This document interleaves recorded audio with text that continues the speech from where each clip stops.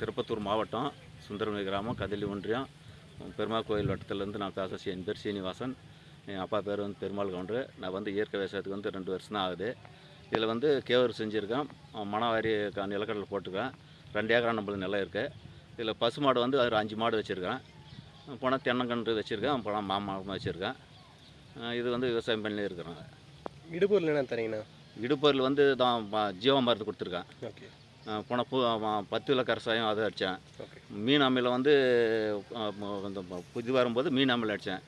இந்த பூச்சி கீச்சி எதுவுமே வரல, நல்லா இருக்குது. கடலக்காய்க்கு அதே மாதிரி மீன் அம்மையில் அடிச்சதுல எலி தொல்லை சுத்தமாக இல்லை, அருமையாக இருக்குது. போனால் அந்த அணிலுங்க மயிலுங்களுங்க எதனா தொல்லை பண்ணும், மற்றபடிக்கு அந்த பிரச்சனை இல்லை, நல்லா இருக்குது. எத்தனை வருஷமாக இயற்கை விவசாயம் பண்ணுறீங்க? 2 வருஷமாக செய்கிறேன். 2 வருஷமாக பண்ணுறீங்க. நீங்கள் இந்த ரசாயன விவசாயம் செஞ்சதுக்கும் இதுக்கு உங்களுக்கு என்னென்ன? ரசாயன விவசாயம் செய்து மண்ணில் வந்து நிறைய சத்தெல்லாம் பூரா குறைஞ்சி போச்சுங்க. சரி. இப்போ அதனால் நிலத்தை இன்னும் ரெடி பண்ணணும்னு சொல்லிட்டு நான் இயற்கை விவசாயம் தான் செஞ்சுன்னு வரேன். சரி. ஆமாம். எப்படியும் 2 மாதத்துக்கு 10 நாளைக்கு ஒரு முறை ஜீவா மருந்து கொடுத்துருவேன், பஞ்சக்காவையும் கொடுத்துருவேன். ஓகே. சரி. ஓகே. தண்ணி காட்டும்போது அது கலந்து கொடுப்பேன். உங்களுக்கு எப்படின்னா அது லாபமாக இருக்கா, இந்த லாபமாக இருக்கா? எனக்கு வந்து இயற்கை விவசாயம் தான் லாபமாக இருக்குது. ஓகே. ஓகே. ஏன்னா அது வந்து 1600 1600 ஆகிப்போகுது மருந்து. அதுவும் பூமி கெட்டு போகுது.